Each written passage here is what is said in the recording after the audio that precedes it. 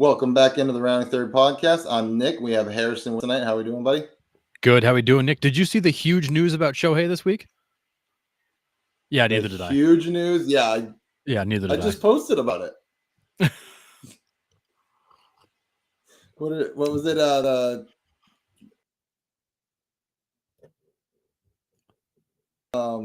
Who's that sign up sider? Carissa Thompson. Oh yeah, right.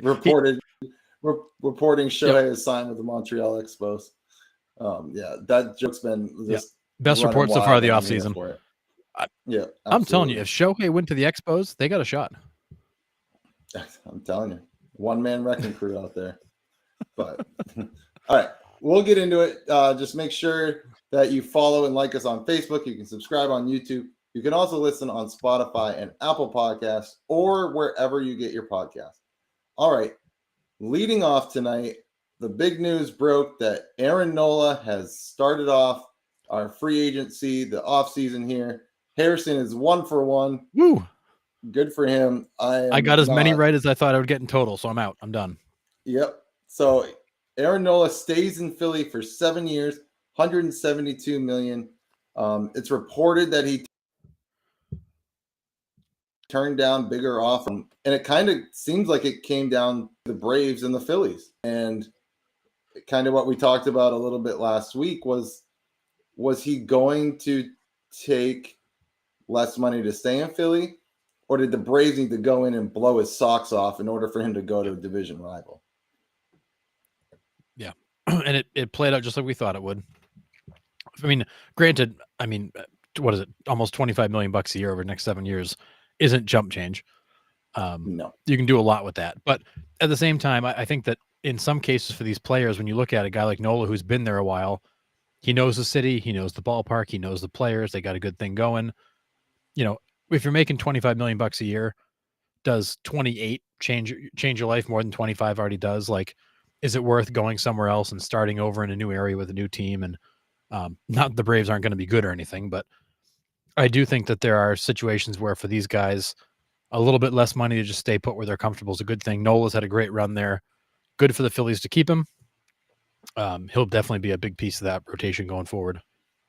Yeah, and I mean, you know that they're going to be there to compete year after year after year. I mean, the core of that team is together for a while. I mean, not that going to the Braves having a core that will stay together for a while would be any different. No. But like you said,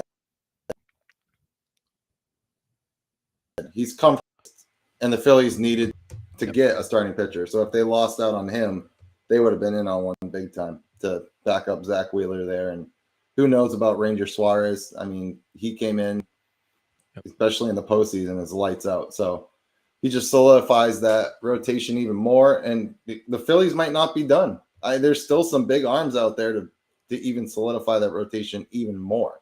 So we'll see what happens there. Yeah, I don't think they're done. I mean, obviously the Phillies are legit. They're determined to make a run and get there.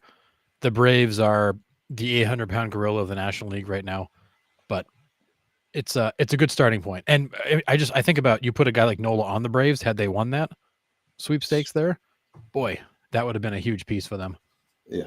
The Braves aren't done. The Braves will make a run at all these pitchers, I have to imagine. Mm-hmm. They'll land somebody. I mean, they have to. That was the weakest part of their team last year. And that's there at the top. You know, the rest of them kind of were So yeah, exactly. The Braves didn't have a lot of depth. No. Yamamoto officially posted today. So those sweepstakes, he's got 45 days to sign. So there will be something happening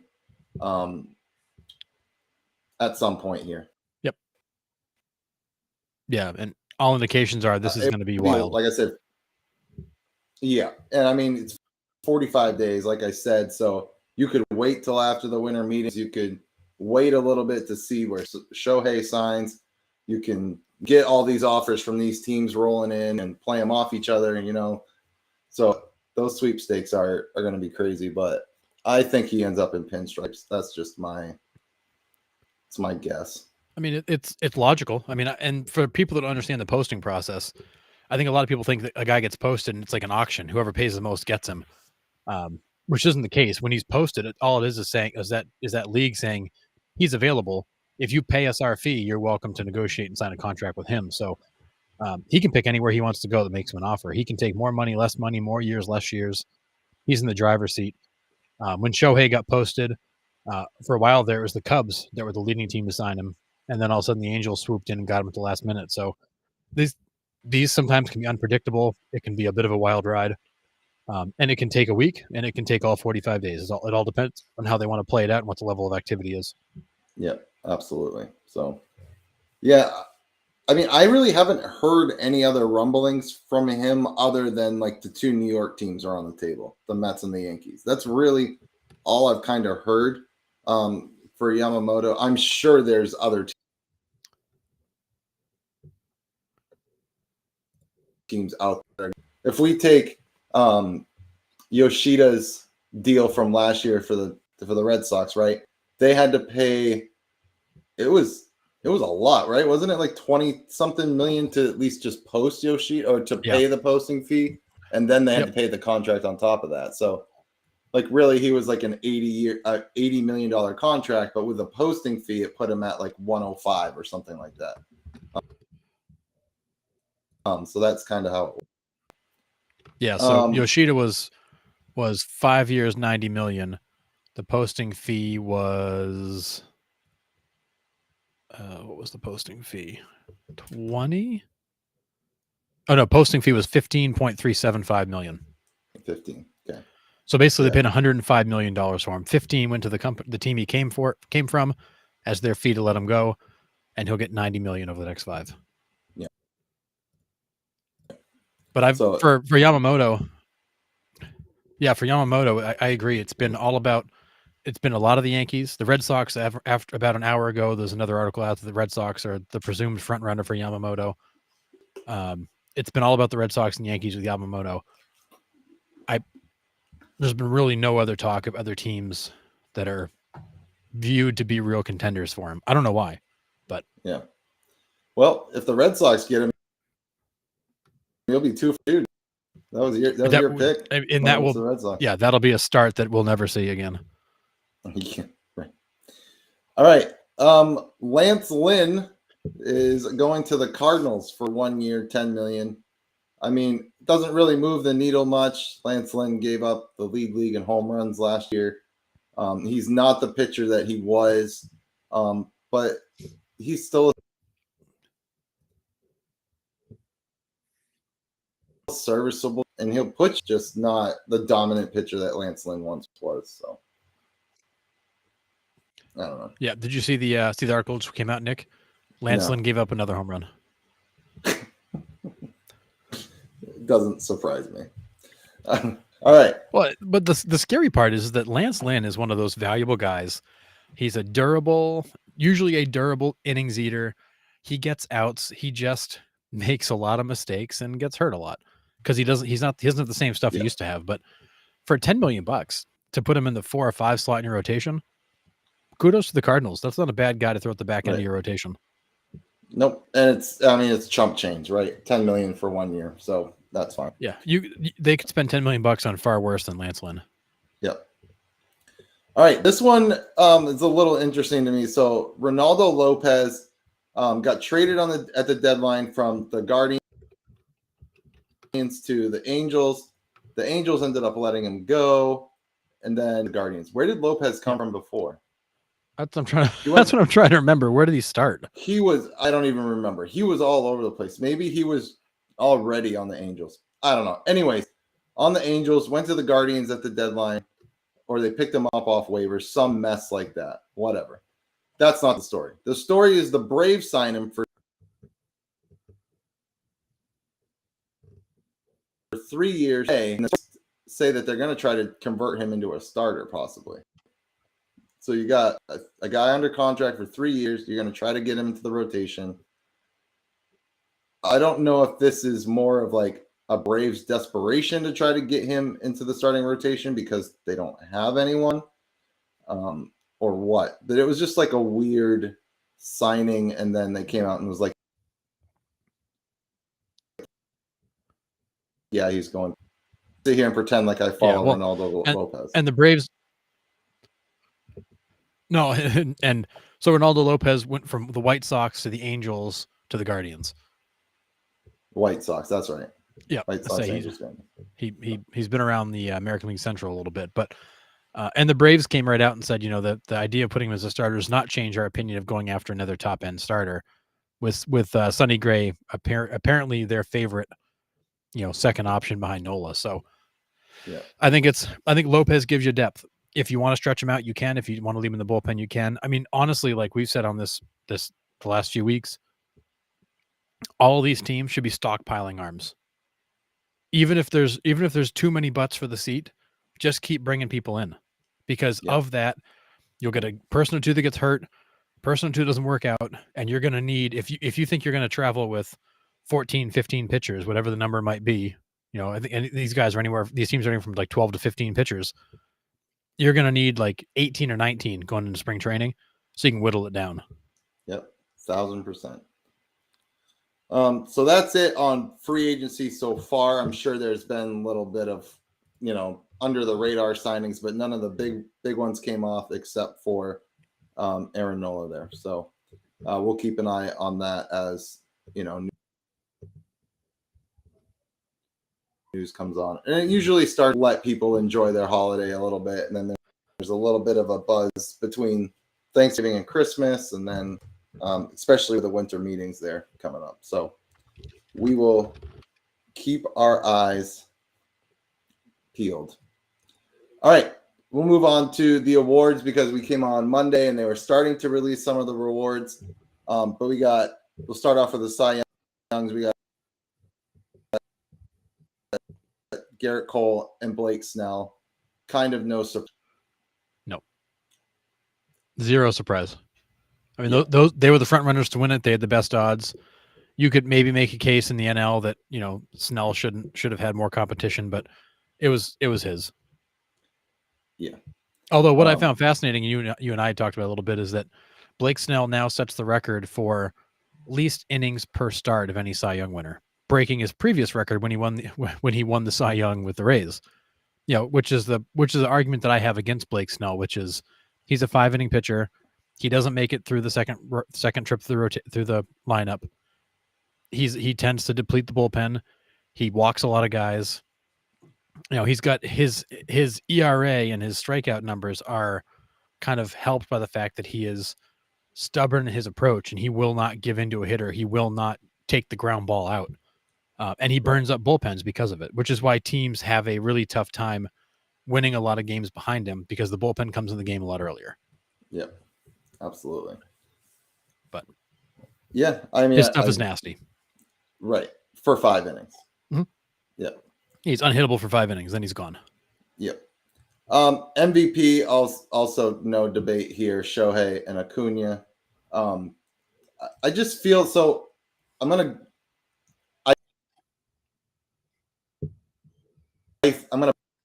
heartedly that Shohei should have won the MVP this year, but we've had this discussion before that it's hard to give a season award to somebody that doesn't finish the season.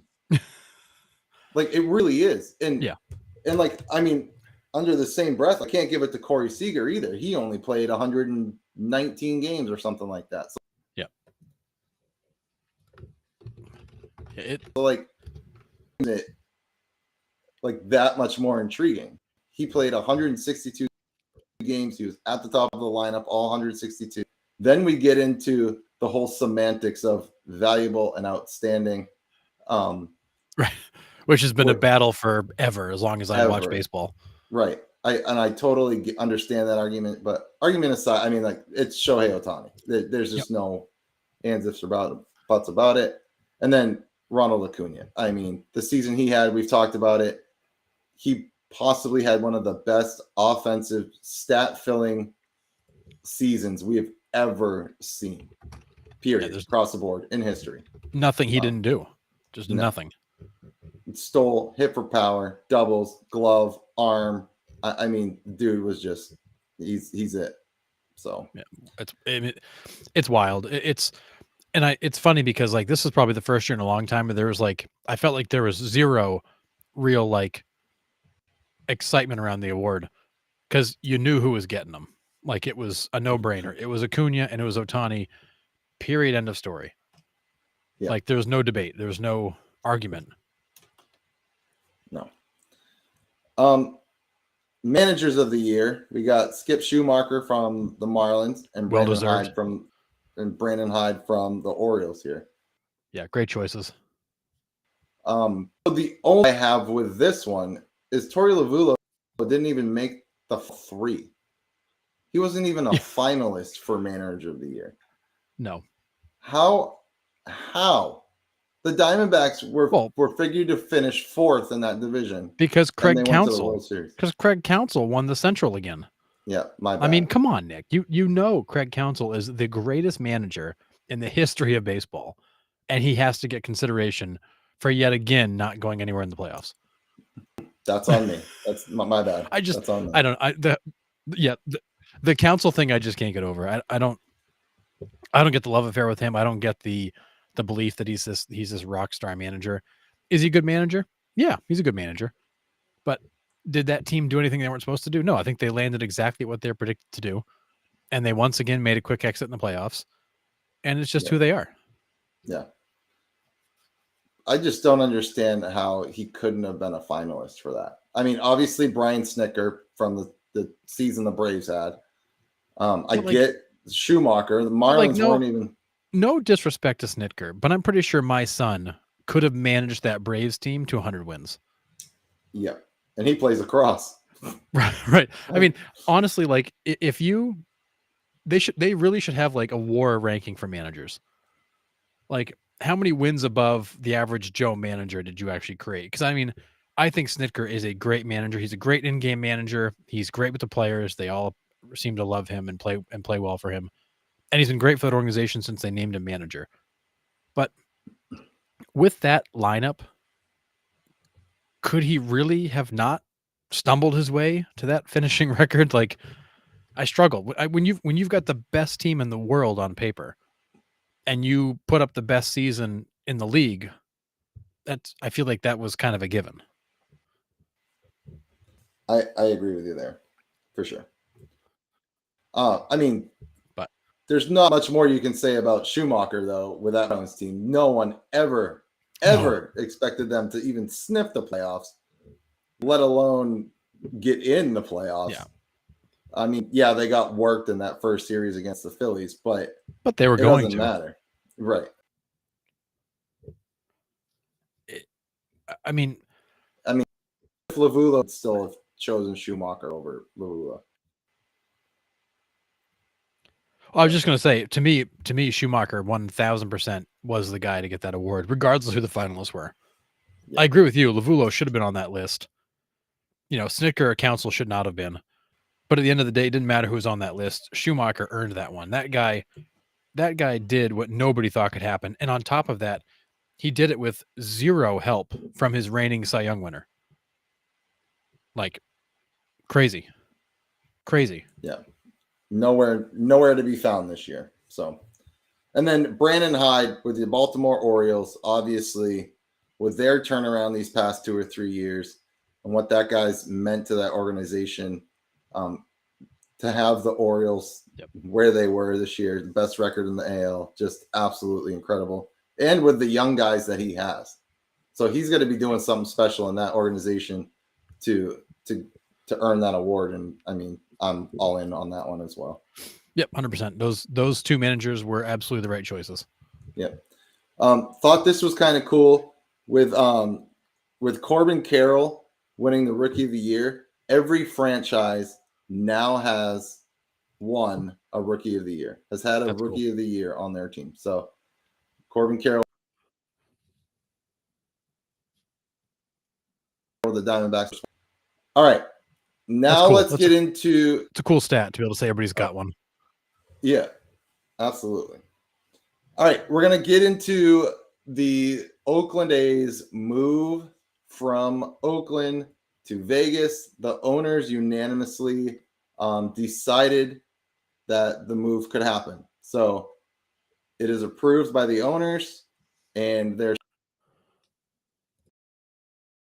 slated to have their ballpark up and moved and all of that stuff. So with that being said, their lease in Oakland is up in 2004.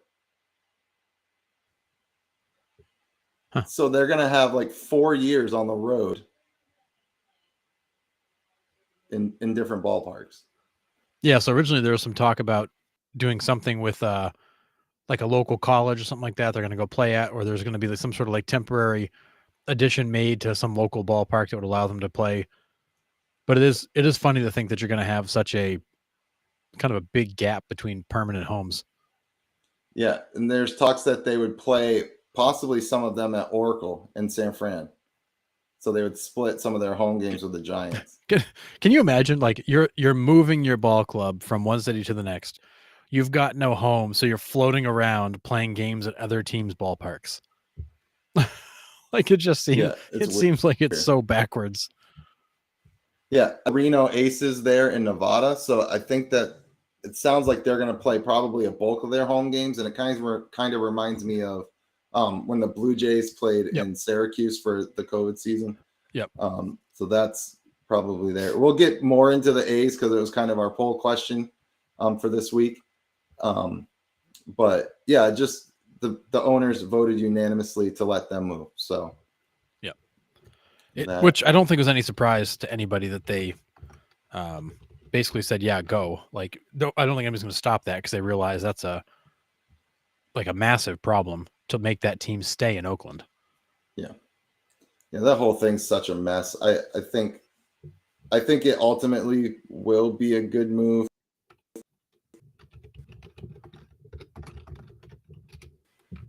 I'll actually just pull up the poll question now since we're on this topic.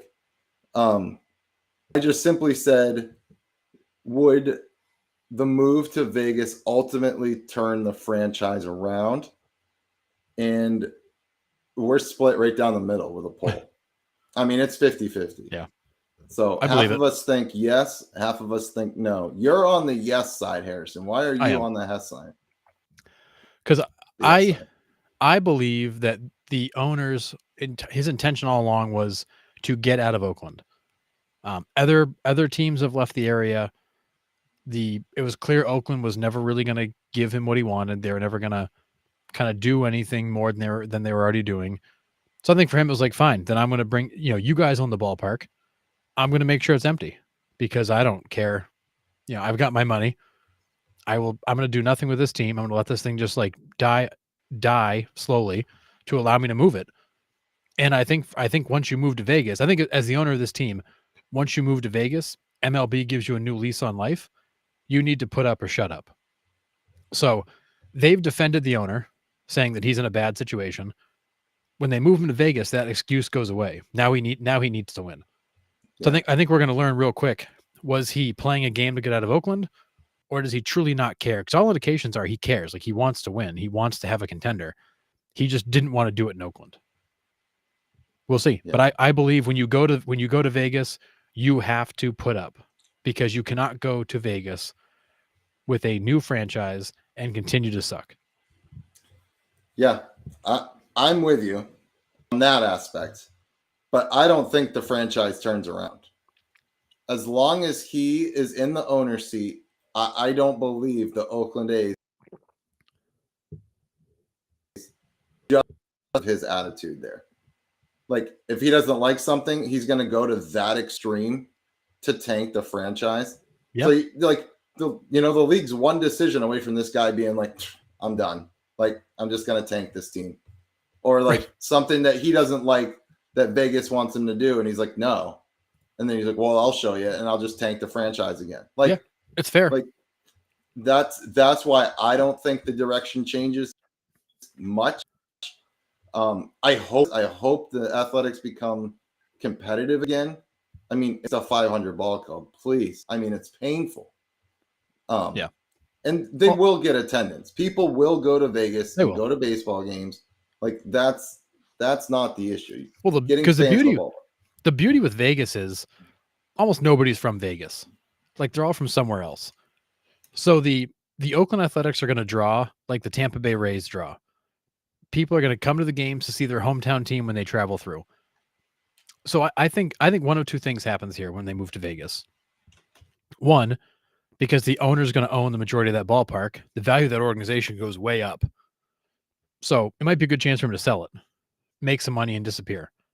Or two, the team is going to get better because he's going to be in a better market with better support to make more money, and therefore can put a better product on the field. So I don't. It would make zero sense for him to continue to stink in a place where he's got more skin in the game. But it would make sense for him to sell it and take the higher value and let somebody else run it if he really wasn't serious. So I think it goes one of two ways. Either he turns it around and starts spending money again and builds a contender, or he unloads this thing because he's created more value and he's put it in a better market so he can walk away. Because in Oakland, you don't own the ballpark, you don't own the media, you own none of it. You own the ball club, which without a lease is worth nothing. Right. So, and that's a tough spot to be in as an owner. Yep, absolutely. So, yeah, split right down the middle about, does the move change the direction of the franchise? Yes and no. So really interesting there. So I think that it being split 50-50 makes sense. I don't think this owner's proven to anybody that he should get any sort of benefit of the doubt. Just shouldn't. All right. So we're going to do our trivia here. If you are watching and you want to try to answer, you're more than welcome to. We have, and they're just kind of random. There's no theme this week. So good luck to y'all. Okay. Oh boy. What 300 game winner accumulated the exact same amount of wins as he did base hit? Hold on. He had as many hits as wins? Yep. And it's a 300 game winner. So he had the same amount of hits. Wow. As he did wins. Greg Maddux. Nope, you're on the right team, but an older pitcher. Oh crap. All right. Feller. Lefty. He's still there, like their number one wins for the Braves. Oh, Spahn. Yes, Warren Spahn. 363 wins, 363 hits. That's a cool stat. Yeah, it was really cool. I was like, dang. All right. Trivia question number 2. Who has the most career strikeouts as a hitter? Ooh. Chris Davis. No, he had him in one season, but not Chris Davis. Most career strikeouts as a hitter. Oh man, is this a more modern player or older? A little bit older, but not crazy older. He's a very well-known name. I have the top 3, but just give me the top one if you got Hank Aaron.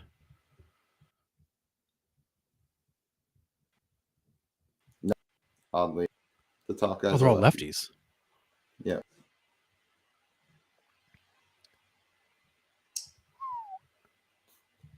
Played for the A's and the Yankees. A's and the Yankees. All right, what was the question again? Who has the most career strikeouts as a hitter? So Reggie? Yep. Okay. Reggie Jackson. Number 2 on this list, we've seen this guy. He's a Hall of Famer. You said you got the top 3? I do have the top 3, yeah. He's a Hall of Famer. We've seen this guy. We call him Mr. AL Central. Jim Thome. 2,548. That's a lot of Ks. And then this guy played for the White Sox and Reds. Would hit absolute moonshot home Adam runs. Adam Dunn. It's a lot of strikeouts. I used to Adam Dunn hit absolute moonshots like cloud scrapers. Yeah. I mean, it was nuts what that guy could do. Absolutely crazy. So, all right. Here, this has happened a couple times in history, but I just want you to give me the last one that has done this. Who Okay. is the last player to win a World Series MVP award for a team he didn't originally? Oh. All right. So they won a World Series MVP on a team they didn't start the season on. Yeah. Steve Pearce. Steve Pearce. Nice job. 2018. Red Sox in 18. He was Yeah. he was a savage for about 4 days, and that's all it took. Yeah. Maybe And 3 days. And poor David Price looked like he lost the MVP award. But Oh, he sure did. I think Price should have got it. Like Price was lights out during that 18. That World was the Series only run. time in with the Red Sox Price was any good. Was Yeah. in that series. Yeah, and I'll never forget the look on his face, man. When Oh, he would was get that. he was like shocked and horrified. Yeah. All right. Next one. When happened in 1980 might give it away. Wait, what was the question? The youngest player to win the Oh, AL youngest. MVP award. 1983.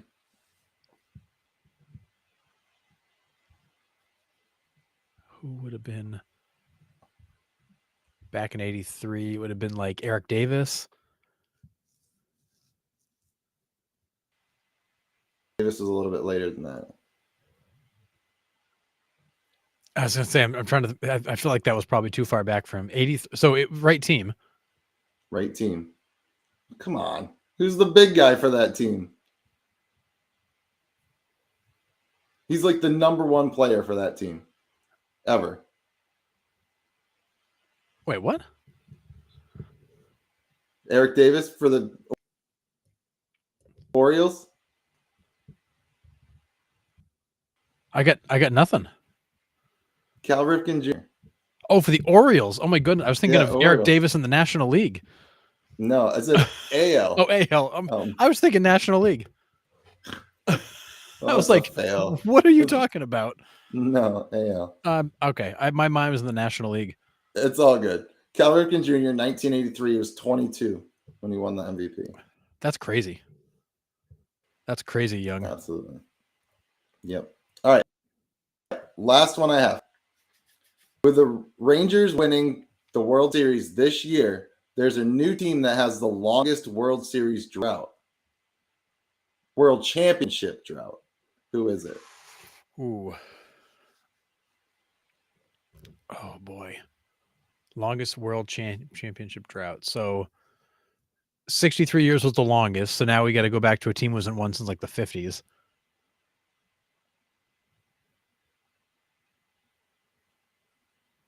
This team has been somewhat competitive the last couple years. They snuck into the playoffs last year, made a run. Cleveland? Yeah, Cleveland. I thought of them. I'm like, I feel like I feel like it was more recent than that, but yeah. Yeah. I mean, they should have. They had yeah. teams to get there, and they just can't win the championship. So 1948 was their last one. Oh, it's been a while. Yeah. And you're right. In the late 90s, they should have won at least one. It's crazy. At least one. Yeah.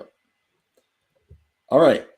So we did the rounding third. We kind of merged that in with the A stuff. So we're going to just head home here and wrap up some other news.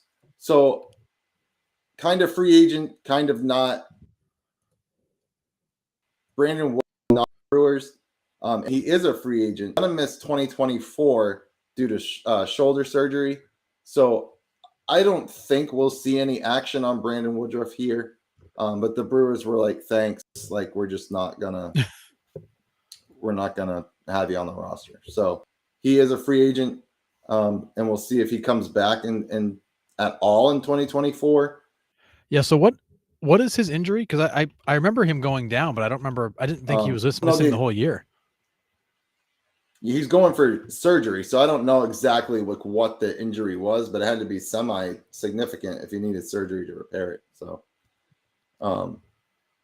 Would you, as a team, as the Red Sox, need starting pitching badly? Would you take a flyer on him, kind of like James Paxton? I was going to say I would do exactly the same Paxton deal. I'll sign you for I'll give you a 2-year deal at low annual values, knowing that I'm going to pay you for the first year for nothing.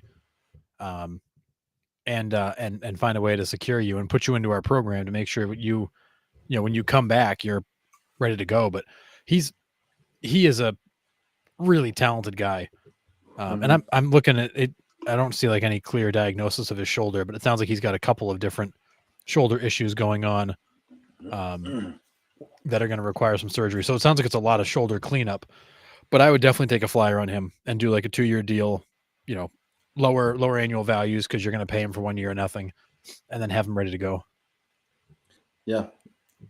So, I mean, interesting. I don't know what that price tag would look like necessarily to do that.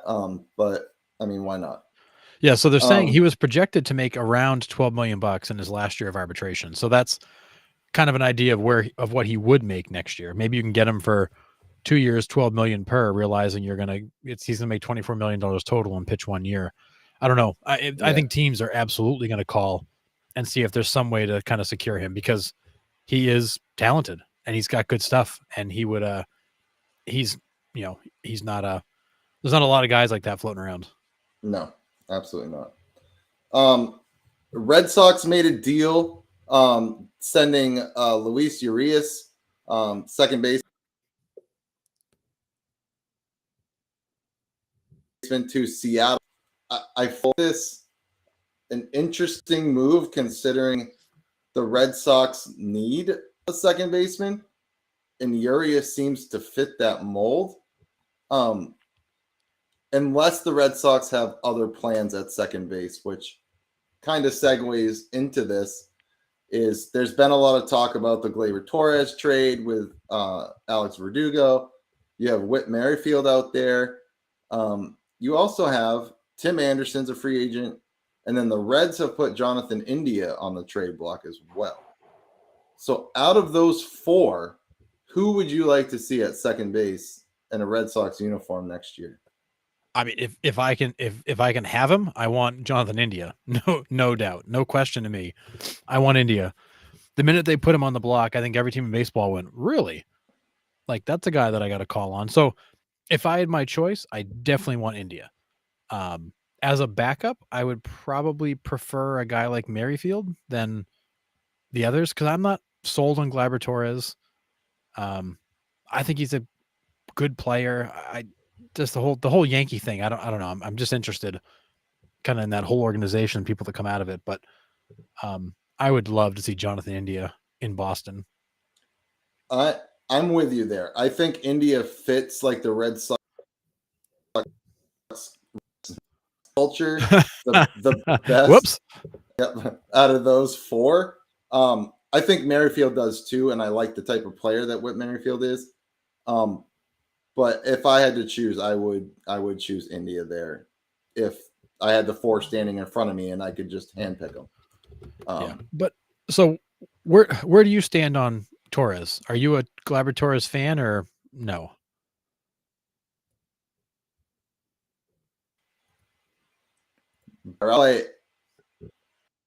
He's so streaky. That's everybody fair. Else in that Yankees lineup. I just don't know. I just don't know what they do. If we got him, I wouldn't be like, oh shit. You know what I mean? But I wouldn't hate it, but it's not my preferred move. Let's put it that way. Yeah, no, I think that's fair. I really do. I think Torres is a good ball player. I just don't love the fit. And I don't love the play style, because you got a guy at shortstop who's the same player in Trevor Story.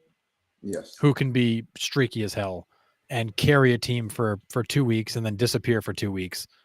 And you don't need that. You need, you look at a team like the Diamondbacks, and you had guys in that lineup that hit every day, and that's why that team was so balanced.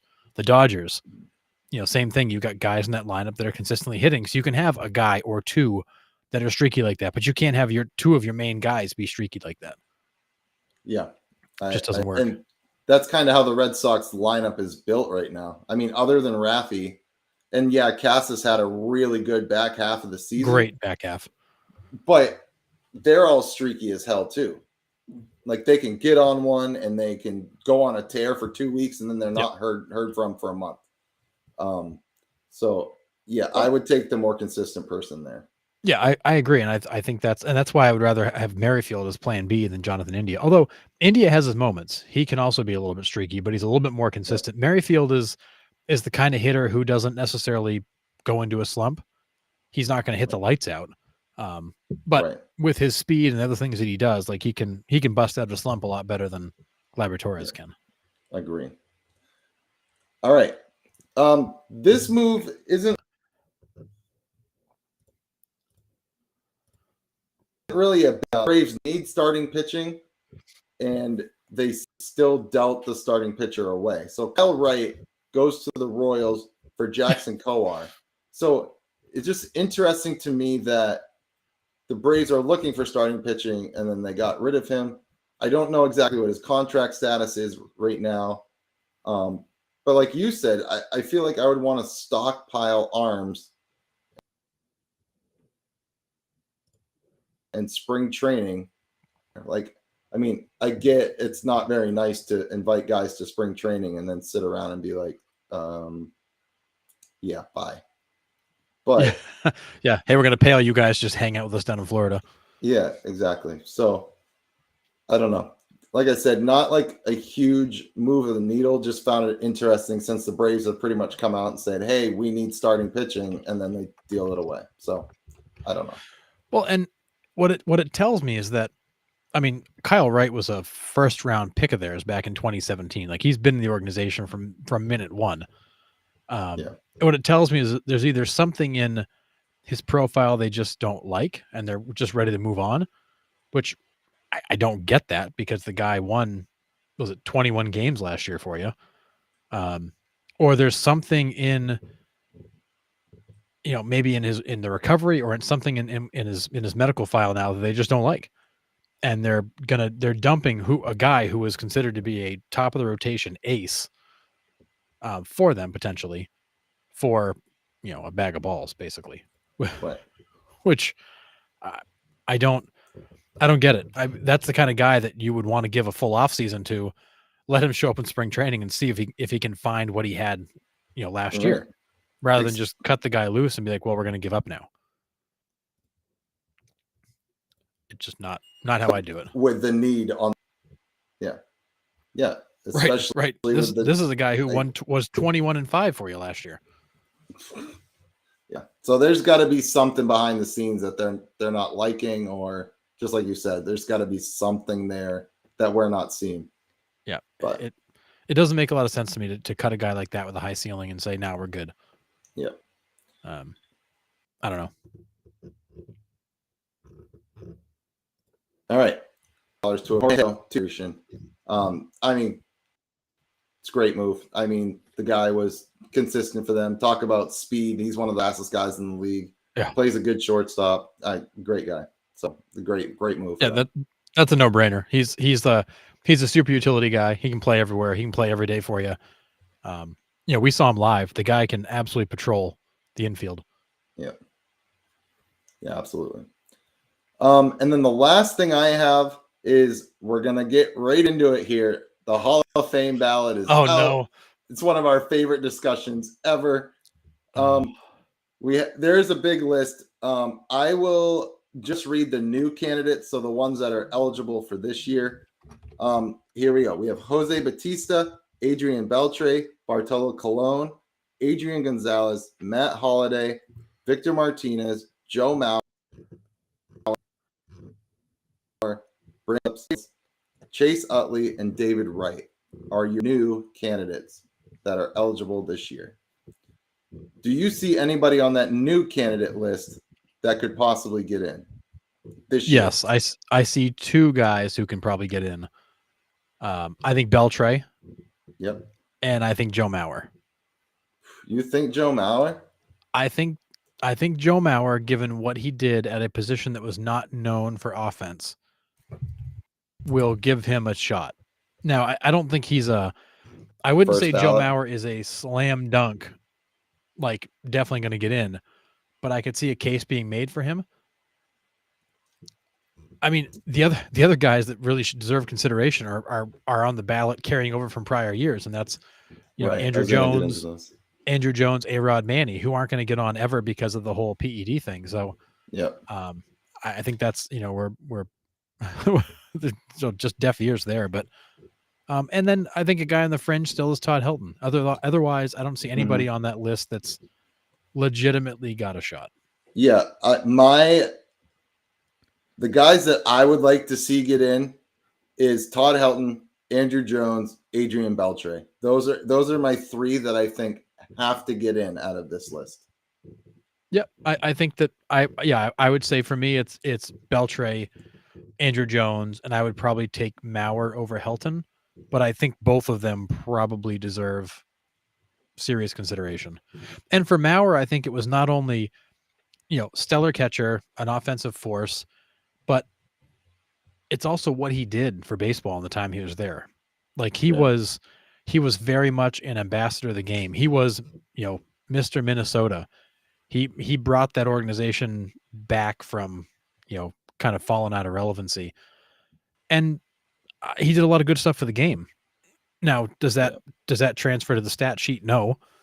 But he did a lot. And for a while there, for probably 4 or 5 years, he was the face of baseball. Yeah, that's fair. I mean, 3-time Gold Gloves, won an MVP, 3 times batting title, 5 Silver Sluggers, 6-time All-Star. I mean, and a catcher. Like that's not normal at the catcher position. Right. There's no doubt he was the best catcher of that generation right there. For sure. He just didn't he retired too early, and that's the only thing that's going to hold him back is that he just doesn't have enough longevity. Just doesn't. Yeah, what did he got? 13-year career? Yeah, he played 2004 to 2018. Yeah, I mean, he played in 1,858 games. Yeah.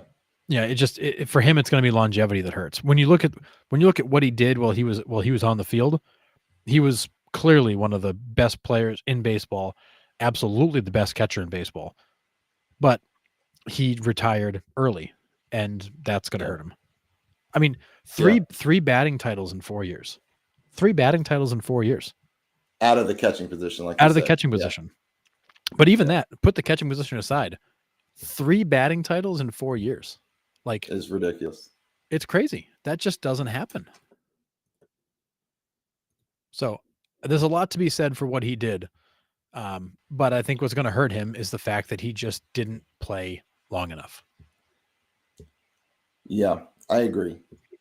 We've talked about this before, going back to Todd Helton, like playing in Coors Field definitely like hinders them, which is unfortunate because he was such a good hitter. Him and Larry Walker there for so long. I feel out of this, it's all PEDs, right? And that's the era we're getting into. It is. Yep. So like how Andrew Jones hasn't gotten in yet is beyond me. Like, yes, his offensive numbers aren't great, but you have 2, 3, 4 guys in the Hall of Fame that are in for their defense alone. Right. Right. You're telling me Ozzie are not. There's no chance. You can't sit here and make an argument that Ozzie Smith is in there for his offensive numbers. He's not. Andrew Jones was that kind of defender. He changed ball games. And he hit on top of that. He did, and he hit well. I mean, there are only 3 other players that can say they've won 10 Gold Glove awards and hit 400 home runs in their career. Those 3 other players are Ken Griffey Jr., Willie Mays, and Mike Schmidt. Those are the only 3 guys that can claim to have done what he did. And honestly, like when it comes to defense, Andrew Jones absolutely changed games. He was camped out underneath fly balls most center fielders wouldn't get to. Like, no. And then he had an absolute hose on top of it. I just, to me, Andrew Jones has to get in, and he's getting closer. Like he was at what 58 or 59% last year. I think that Yeah. Andrew Jones and Todd Helton are both close enough where they're going to they should get over the hump in the next year or two. I think Adrian Beltre is a slam dunk. Yep. That one to me is a no brainer. So I do feel like you're going to have three guys from this group get in. It's going to be Beltre, it's going to be Helton, it's going to be Andrew Jones, as they should. And then I'd love to see Joe Mauer get some consideration and potentially get over the hump. I don't know that he will, but other than that, there's nobody else on this list I go, oh yeah, he's got to be on. He's got to make it. Like, I mean, No. I've heard people make a case for Carlos Beltran. I can't do it. Yeah, the thing with Beltran now, unfortunately, that's gonna haunt him Yep. is the whole scandal. But I'm with you. I believe that Joe Mauer should be in the Hall of Fame. He's not going to be a next year. No. Is what. But Beltre, I think, is the Yep. first ballot. He's 3,000 hits. Yep, 3,000 hits, 480 home runs. Yeah. Hit 286. Yeah, he's a Nasty first ballot to defender. me. Yeah, disgusting. I mean, there's no brainer. Yeah. So those would be my picks this year: is Helton, Jones, and Beltre. But And I think they're great picks. Those are three guys that have a really legitimate case. I'd love to see Mauer be on that list too. I totally understand if he's not, but I do think you finally have a ballot where you're going to get a few guys in. yeah. And you could totally make a case for Carlos Beltran. The guy had Okay. 2,700 plus hits, over 400 home runs. There's only 5 players in MLB history with 400 home runs and 300 steals: Bonds, A-Rod, Willie Mays, Andre Dawson. I mean, he's in pretty select company. He was a very, very good player in his day. He played Yes. 2,500 plus games. Yep. Like, he is probably Hall of Fame worthy. But I agree with you. I think the scandal is going to follow him for a little while. Yeah, he's going to be blackballed just like all these other guys. So Yep. And Chase Utley's in the same. unfortunate. Yeah, and Chase Utley's in the same boat as Joe Mauer. He only played 1,900 games. Like, he's just not going to have a big enough resume. Yeah. What are your thoughts on Torrey Hunter?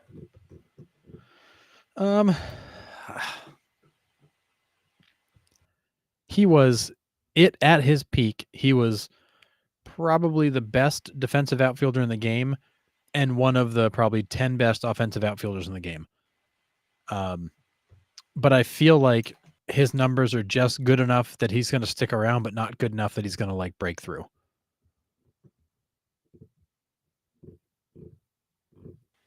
Yeah, I agree with you. I mean, I would have no problem if you put Torrey Hunter in the Hall of Fame, I'm not going to be mad about it. If you put Adrian Gonzalez in the Hall of Fame, I'm going to be mad about it. yeah. Like, that's how I feel. And like, Yeah. Jose Bautista, love him. He was great for like 3 seasons, and otherwise he was irrelevant. Yep. Same. And then can I just say, how does Brandon Phillips and James Shields and, God love him, Victor Martinez even get on the Hall of Fame ballot? Like, what does it take to qualify? You just have to like play a few games. Yeah, I guess. I don't really know what the qualifications are to get on the ballot, but I don't get it. Like, some of these people I'm looking at going, what are you doing on the ballot? Like, yeah. And like David Wright. David Wright was a sure bet Hall of Famer until his career basically came to a complete stop because of that back injury. Yep. But like Brandon Matt Phillips, Holliday. Brandon Phillips, 2,000 hits, 211 home runs, hit 275. He only drove in 900 runs, 950 runs. Lead off. I mean, yeah. I look at right. I look at some of these and I'm just like, how are you on the ballot? Like, yeah. No, if I this agree. if this was the Hall of like pretty good, maybe very good, then yeah, maybe you got a shot, but not the Hall of Fame. Yeah, I agree. So we'll keep an eye on that. I don't know exactly when that voting comes out. It just got released, so it's probably a few months away. But, Yeah, it's still a little ways away. But I gotta ask you, Nick, do we at some point get over the PED hump and start putting guys like A-Rod and Manny in the Hall of Fame? Do we just get over it, or does this last forever? Like, will we ever see A-Rod and Manny and McGuire in the Hall of Fame? Bonds. When they're all dead. Is that what it's going to take? I honestly, is that when Pete Rose goes in? Honestly, I don't think Pete Rose ever will. Unfortunately, after listening to like some other people that have been like involved in baseball, like he's like we're done with him, like completely done. I think he should personally, just because of what he did on the field. I guess that's why he's also not in the Hall of Fame, is because what he did on the field. But it's weird. But I don't know. I have a feeling that if they let Barry Bonds in his lifetime and he's able to speak at the podium, he's not going to hold back. No. Oh my goodness, no. And that is not what the Hall of Fame wants. The Hall of Fame committee will probably just spontaneously combust if they have to watch Barry Bonds give an acceptance speech to the Hall. And I'm not even convinced if they I think he's that type of person where if they're like, hey, we voted you in, we want you in the Hall of Fame, he might just say, no, I'm good, thanks. So I don't know. It is an odd question. I feel like Bonds is a big enough egomaniac, he'd still accept it, but I would love to see a guy go, nah, I'm good. Don't put me in there. Right. Like, I mean, it's such a hard question. I don't know what the committee's thinking. I would love to spend one afternoon in there sitting with the committee and seeing, just not even putting my 2 cents in, just listening to what they say. I would love to be a fly on the wall when they sit there and debate these. That would be amazing. I don't know. I think he's going to be like, like the guys that we see that we've never heard of. Like Steamboat Willie Williams from 1864. Yeah, the Veterans Committee or whatever comes and pulls him in. And I think that's what's going to happen is you'll have Barry Bonds' grandkids up there accepting the Hall of Fame induction, in the year 2056. Which is just such a shame that like his career will be over and he might even long be gone before he gets the kind of recognition he deserves. Yeah. And I've said it before, I'll say it again. If Bud Selig is in the Hall of Fame as we speak, all of those PED guys should be in. No question in my mind. If Bud Selig, no, go ahead. It is the dumbest thing that you put the commissioner for that era of baseball in the Hall of Fame and you're not allowing any of the players in. It's the dumbest thing I've ever heard of. I will die on that hill. It is the most asinine thing I've ever heard of. Yeah. It's like the Roman Empire, like going under. They've lost everything. And you'd be like, you know what? Julius Caesar, you're the best dictator of all time. Like, no, like that's not how it works. You go down with the ship, dude. That's how it works. Yep. Yeah. You can't preside over this black eye period of baseball and then be recognized and honored for it when everybody that was involved in it other than you is getting smeared by it. It is absolutely mind-numbingly stupid that he is in the Hall of Fame and none of those players in that era are. Yeah. There's no need for it, to be completely honest. And that just tells me like it just tells me how dumb the Hall of Fame actually is. Mm-hmm. Like, I love baseball. I will sit here and talk about baseball for hours and hours and hours, a day, week, month, whatever. But these people are just stuck up a-holes. Yep. That's all it is. If you're not in Boys Club, you don't get to come to Boys Club. And it's just unreal. Bud Selig should not be in the Hall of Fame. Yes, he saved baseball. Did he? By turning the cheek? No, all the players turned the cheek for you, and now they're the scapegoats for it. It's the dumbest thing ever. I hate it. But. Well, yeah, and it's how. Well, and I know how, but how is there no blowback on Bud Selig for this whole thing? Like, the Mitchell Report never even pointed the finger at the league saying they knew anything. They just like the entire league got like this full blanket immunity exoneration. Like, oh, you guys couldn't have known what was going on. And then they basically like plastered and lambasted the players of that era who really were playing by the rules that they had at the time. It's no different than in the 70s and 80s with the greenies. The guys taking the amphetamines to get all pumped up for games. And, some of those guys, had kind of black marks on them, but baseball's handing them out. You know, I mean, Bud Selig did everything but stick the needle in the butt of Barry Bonds. Yeah. And he got And yet celebrated it's okay. for it. Right. He Exactly. got celebrated for it, It was and all everybody good. else. And like, okay, playing dumb for a minute. If I am the commissioner of the league and I'm sitting in the office and I'm seeing these absolutely genetically modified players stepping out on my field all of a sudden. Genetically modified players. I love that line. Like legit. Like you look at the guys in like the early to mid 80s, they could hide behind a broomstick. Now all of a sudden you got these guys coming out like they're 5 people wide.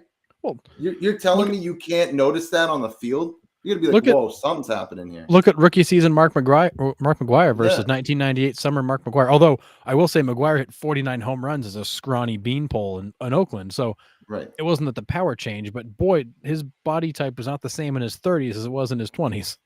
And for any of those players, and any one of them, it's just, I mean, Sammy Sosa was the same way. Absolute beanpole coming up, still had some pop, but he got to Chicago and he was just like,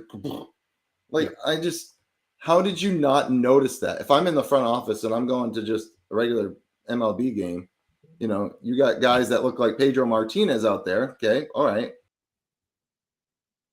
Yeah. He's 5'11". Okay. How is Mark McGwire 6'6", 320 and not an ounce of fat on him? Like, you're telling me you didn't notice that? And as the commissioner, you're down on the field with these guys. You see how big they are. Well, and it was celebrated. You remember the cover with Nomar on it? Oh yeah. I mean, it was celebrated around baseball. Like, look at how big, look at how strong and big these guys are. They're giants. And baseball for 100 years before that was played by a bunch of skinny guys that ran fast. Like the game changed right in front of our eyes. And were there guys that hit home runs before that? Absolutely there were. There were always that handful of guys that would hit 40 plus home runs a year. And they just, either they were bigger guys or they just had that swing. Yeah. But then you all of a sudden you had shortstops that were built like linebackers, and you're like, this doesn't seem right. But that was how the game was played. Yeah. But it's mind-boggling to me how that's where we're at still. Yeah. So to go back to your original question, after I went on my little tirade there, I don't think in our lifetime we'll see them get in the Hall, which is absolutely unfortunate. Because as much as I hate Alex Rodriguez, he belongs in there. As much, you know, like all those guys put up gaudy numbers, and they were all doing it against other. It's the era of baseball it was in at that moment. And as soon as you started letting some of these guys in, like, love Pudge Rodriguez, but you can't tell me that he wasn't. You have Jeff Bagwell in there. You can't tell me he wasn't. I mean, any of the guys that you let in that played during the mid to late 90s, early 2000s that are in the Hall of Fame,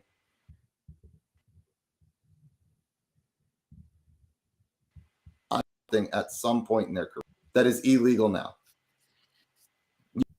And highly likely. You just can't celebrate the commissioner for saving baseball when those were the guys that legit saved baseball. Yeah, that's where I'm at. Yeah, I totally agree. My hope is when you get these baseball lifers out of the main office, because remember, Manfred was the guy that actually basically presided over the '94 strike when he worked for Bud Selig. So he's going to protect his old boss and his buddy.